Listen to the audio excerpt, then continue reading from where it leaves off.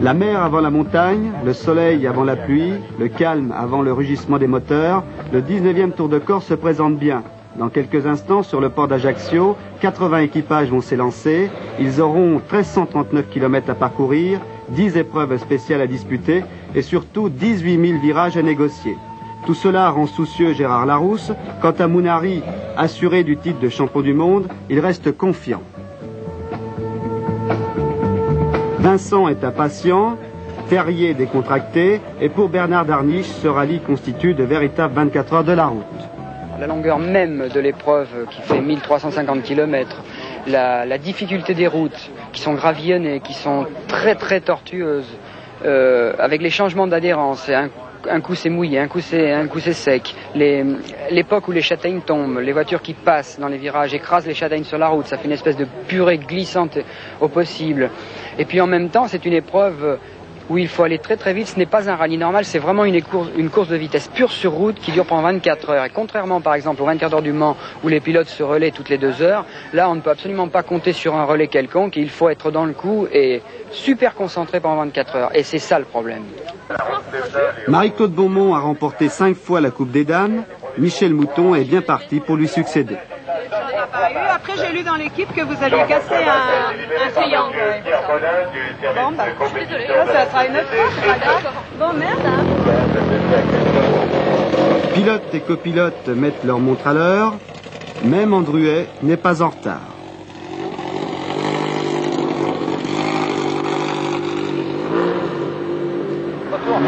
« 13h10, c'est parti. Jean-Luc Terrier sur Alpine Renault est précédé par la Lancia de l'Italien Mounari. Le dernier vainqueur, Jean-Claude Andruet, est au volant cette année d'une Alfetta. L'autre Lancia d'usine est conduite par Pinto, un Italien. Gérard Larousse a quitté les circuits pour des routes plus instables. Bernard Darniche, au volant d'une voiture privée, est l'un des plus motivés. Jean-Pierre Nicolas, ça se présente bien ce Tour de Corse? Ça se présente bien, mais comme à tous les départs des grandes épreuves, je suis légèrement contracté. Pas trop apparemment pourtant. Si. Mais ça va venir après 20 km.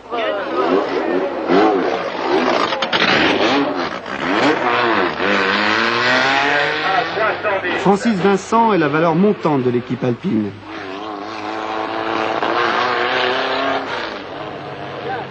Un passionné parmi d'autres, Jacques Henry, pilote indépendant.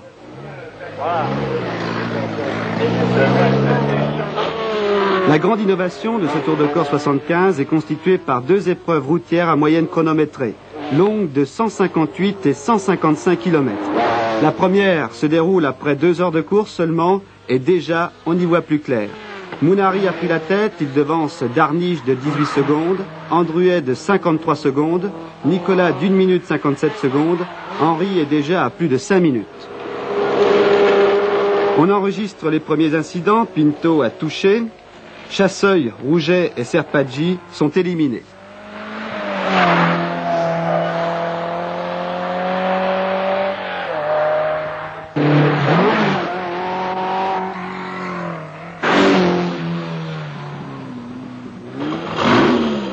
Ces positions seront confirmées ensuite dans le 2e secteur chronométré.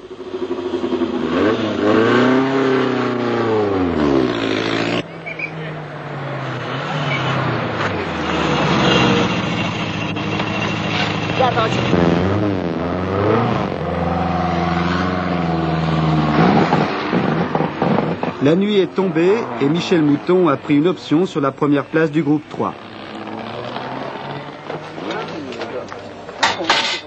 Mais dans le camp alpine, le climat est à la morosité. Jean-Luc Terrier et Gérard Larousse sont contraints à l'abandon.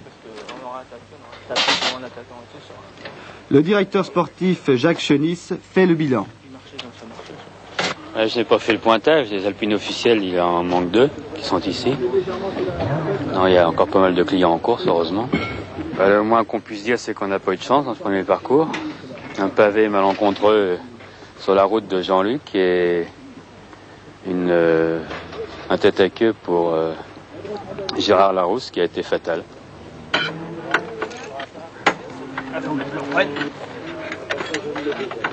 Ben moi, je suis sorti de la route à 2 km de l'arrivée, là, c'est pas dommage. Et la voiture est partie en marche arrière et on a heurté certainement un rocher, fait que ça a reculé un peu l'ensemble moteur-boîte. Et là, on va être mis hors course parce que la réparation est faite, mais c'est trop tard. Vers 20h, premier coup de théâtre. Mounari, après une sortie de route, abandonne. Mais peu après, c'est la course elle-même qui est menacée. Des troncs d'armes mis en travers de la route dans le Cap Corse ont stoppé les concurrents lors de la 3e épreuve spéciale, et à Ponteleccia, c'est l'attente.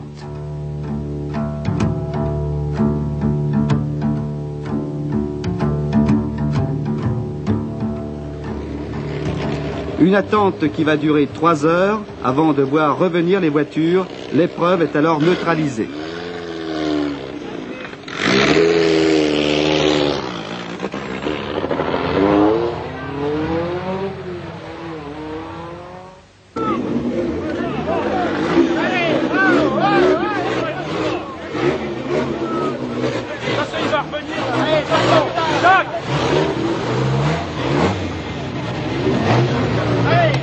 J'ai pris le départ et 3 km après, je suis arrivé face à un arbre coupé. Il y avait un panneau, de toute façon il y a un panneau, mais on ne comprenait pas pourquoi il était là. On est passé, je suis passé sur un début d'un petit arbuste et puis après il y avait un arbre qui bloquait complètement la route. On a été arrêté pendant 3 heures de temps. On ne sait pas pourquoi, c'est ça le malheur.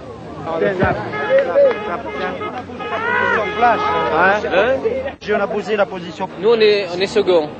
On est second, le premier c'est Bernard Darniche, nous on est second. C'est difficile de rester un peu comme ça. Il fait froid, il pleut, on peut pas allumer le feu comme on veut, quoi. On peut pas se chauffer. C'est difficile. Vous n'allez pas dormir cette nuit? Non, on ne dort pas. Qu'allez-vous faire? On va suivre le rallye, on va faire plusieurs étapes. Chaque année le rallye passe et il me semble quand même qu'on doit quand même sacrifier quelques heures pour voir ces rallyman, c'est vraiment formidable et les performances qu'ils font, c'est extra.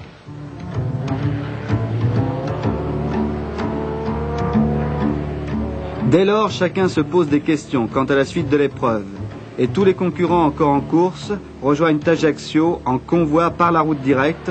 3 épreuves spéciales sont supprimées.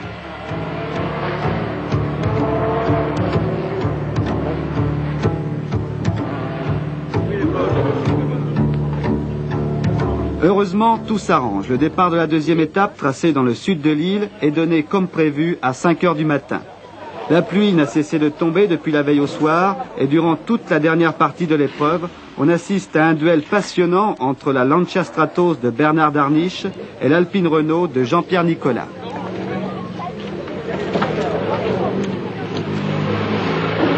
Je suis toujours second. Derrière Darniche, mais on gagne à peu près 10 secondes par épreuve. Là. Ah bon? Ouais. La pluie, toujours la pluie, les pneumatiques, toujours les pneumatiques, et pour les équipes d'assistance, c'est aussi la course. Darniche dirige lui-même les opérations. Tu vas chuter. Ça doit perdre. Eh oui, mais on n'a pas de... Ah, putain, il n'y a pas une station là?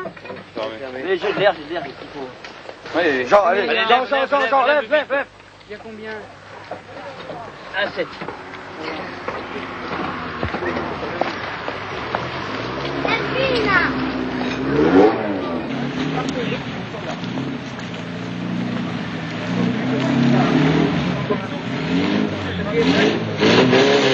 Plus à l'aise sur route humide, Nicolas se rapproche de Darniche.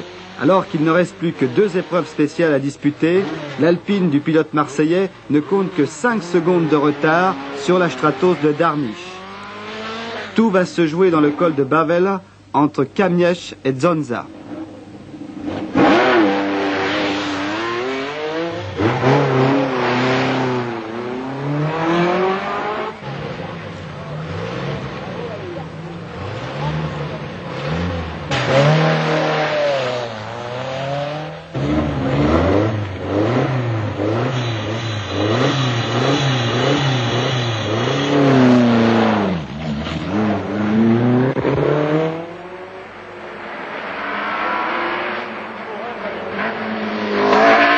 Bien que pénalisé de 7 minutes, Jean-Claude Andruet réalise une excellente performance et se classe 3e à 12 minutes 25 secondes du vainqueur Bernard Darny.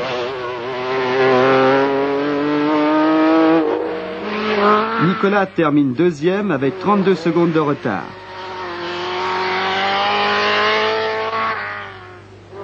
Le Corse Manzagol est 4e à plus de 17 minutes. Ils seront 26 seulement à l'arrivée.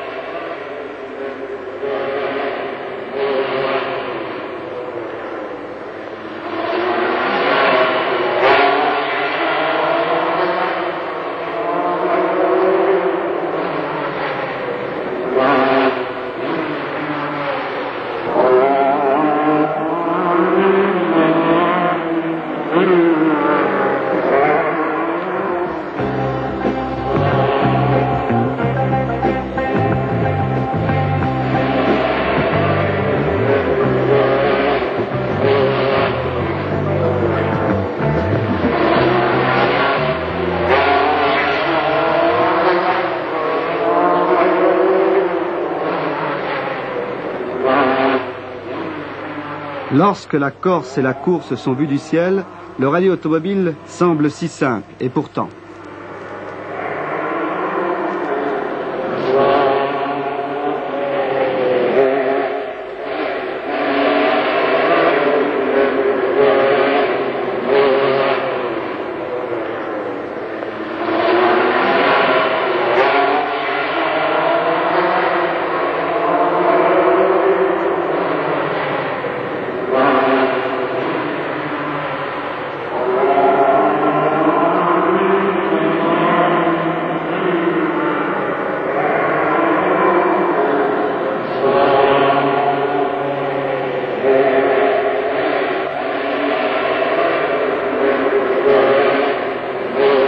Nicolas, 2e déjà l'an passé, a encore trouvé une Lancia sur sa route.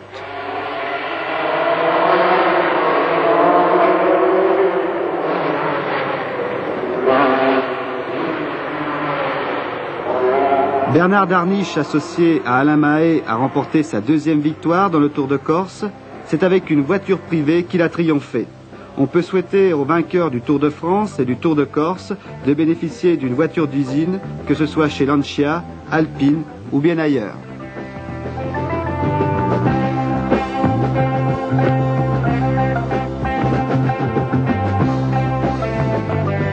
Pour un pilote professionnel, je pense que c'est la plus belle victoire sur le plan sportif qu'un pilote puisse espérer. D'ailleurs, c'est une victoire au Tour de Corse qui me laisse le meilleur souvenir pour mon compte personnel. Vous voyez, une victoire au Tour de Corse n'a pas peut-être le retentissement d'une victoire au rallye de Monte-Carlo, mais sur le plan professionnel, je pense que ça donne d'autres satisfactions que n'importe quelle autre victoire au monde. C'est vraiment l'épreuve routière la plus dure où un pilote complet peut gagner, et où un pilote qui va vite, qui sait aller vite longtemps, et qui est endurant et prudent aussi.